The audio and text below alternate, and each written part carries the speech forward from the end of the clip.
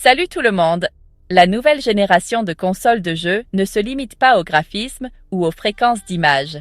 Il s'agit d'une simulation tellement immersive qu'elle commence à estomper la frontière entre réalité et calcul. À l'intérieur de ces futures machines se trouve qu'un des processeurs conçus non seulement pour le rendu visuel, mais aussi pour reproduire la physique du monde réel, les environnements et même les émotions avec une fidélité sans précédent. L'objectif est simple mais révolutionnaire, rendre les mondes numériques si réactifs et convaincants qu'ils semblent vivants et pas seulement scriptés.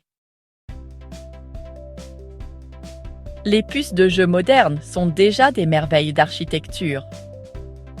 Mais ce qui arrive ensuite, c'est une toute autre histoire.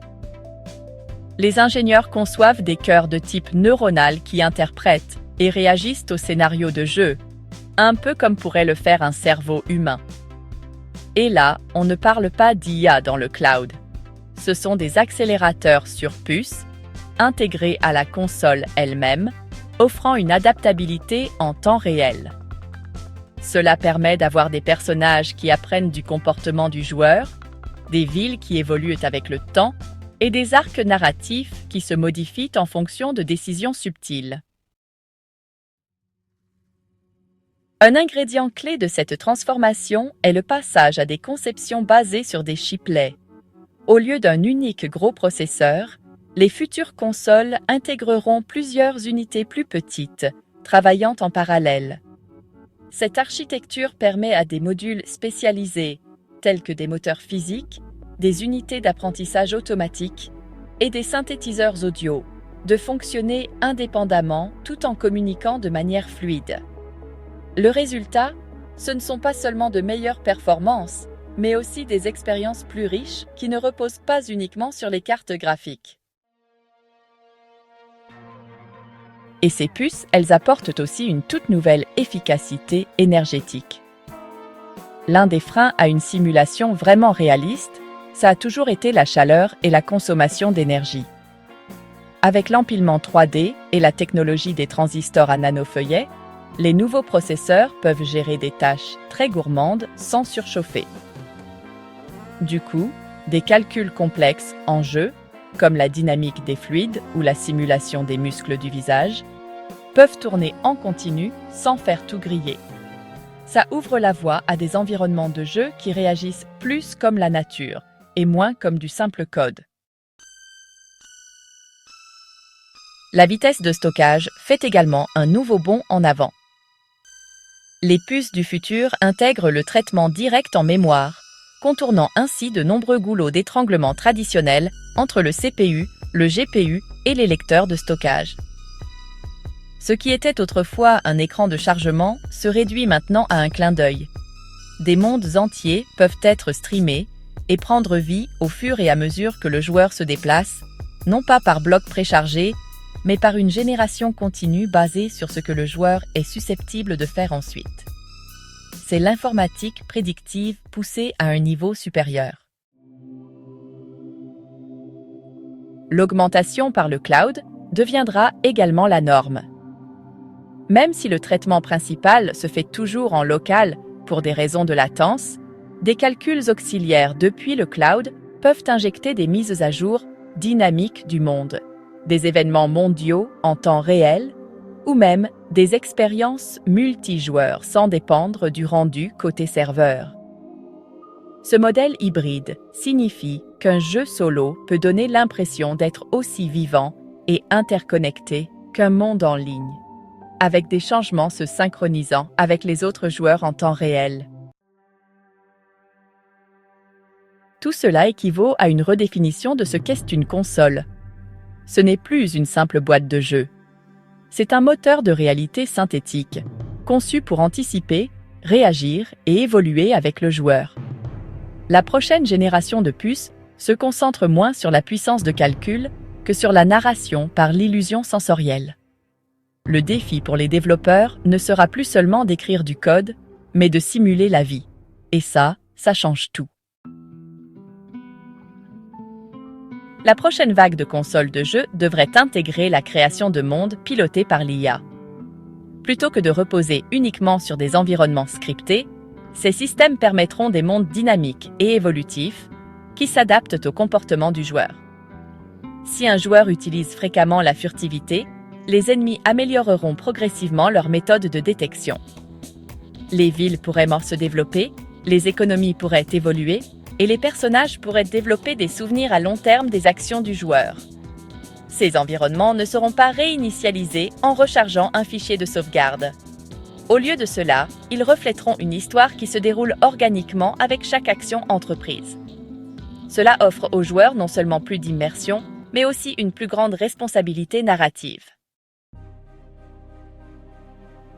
Côté matériel, on pourrait bientôt voir des systèmes qui combinent des CPU traditionnels avec des processeurs neuronaux pour gérer la logique de jeux complexes. Cette approche de puce hybride pourrait augmenter considérablement le réalisme sans augmenter les besoins énergétiques. Par exemple, un processeur neuronal pourrait simuler les micro-expressions faciales ou le comportement de foule en temps réel, pendant que le processeur principal se concentre sur le rendu. Il ne s'agit plus seulement de vitesse brute, il s'agit d'une allocation intelligente des tâches. En laissant les puces spécialisées se concentrer sur ce qu'elles font le mieux, ces nouvelles consoles peuvent offrir des expériences plus riches sans surchauffe ni latence. La connectivité deviendra une caractéristique déterminante. Les consoles de nouvelle génération pourraient être conçues pour se connecter directement à des clusters de cloud computing, permettant le traitement à distance des scènes et de la physique complexe. Cela permettrait à des mondes massivement multijoueurs et à des environnements partagés persistants de fonctionner de manière fluide, même avec des milliers de joueurs simultanés. Au lieu de télécharger d'imposantes mises à jour, les joueurs pourraient streamer instantanément du nouveau contenu. Combiné à la traduction en temps réel et à la synthèse vocale, cela ouvrira la voie à des expériences de jeu véritablement mondiales, où la langue et la latence ne seront plus des obstacles. Le retour haptique est un autre domaine promis à des avancées majeures. Si les vibrations sont la norme depuis des décennies, les nouvelles technologies visent à offrir des sensations tactiles détaillées.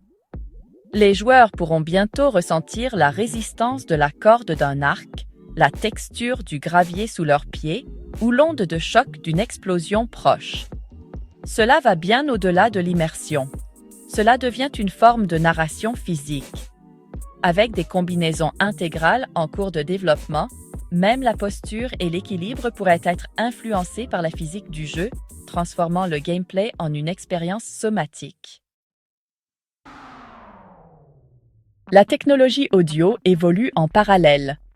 Les futures consoles pourraient utiliser des moteurs audio alimentés par l'IA qui génèrent un son spatialisé adapté à l'environnement et à l'équipement du joueur.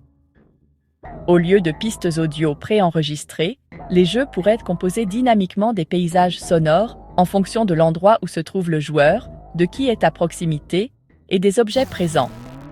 Une conversation dans une chambre en pierre résonnerait naturellement, tandis qu'un murmure dans la forêt serait modulé par le vent et les feuilles. Ce niveau de réalisme audio fait du son un participant actif au gameplay. L'interface utilisateur est également en pleine transformation. Les commandes vocales et gestuelles compléteront, voire remplaceront, les manettes traditionnelles dans de nombreux contextes. Les joueurs pourraient hocher la tête pour confirmer des choix, jeter un coup d'œil pour sélectionner des éléments de menu ou parler pour diriger leurs compagnons. Les frontières entre le joueur et le jeu s'estomperont à mesure que les machines deviendront plus aptes à interpréter le comportement humain naturel. Ces interfaces seront contextuelles, s'adaptant non seulement aux commandes, mais aussi aux émotions et à l'urgence. L'expérience ressemblera ainsi davantage à une interaction avec un monde vivant qu'à la navigation au sein d'un programme. Au final, les consoles de nouvelle génération sont bien plus que de simples appareils pour jouer à des jeux. Elles deviennent des plateformes de simulation, d'éducation et de présence sociale. Les mêmes technologies qui permettent des jeux de rôle immersifs dans des mondes fantastiques peuvent alimenter des salles de classe virtuelles, des environnements thérapeutiques et des studios de conception collaboratifs. Ces systèmes façonneront non seulement notre façon de jouer, mais aussi notre façon d'apprendre et de travailler. Leur influence s'étendra bien au-delà du salon, définissant de nouveaux espaces où les réalités numériques et physiques fusionnent. Alors que ces technologies convergent, la frontière entre la réalité et la simulation continuera de s'estomper. Ce qui autrefois semblait relever de la science-fiction devient rapidement une expérience standard.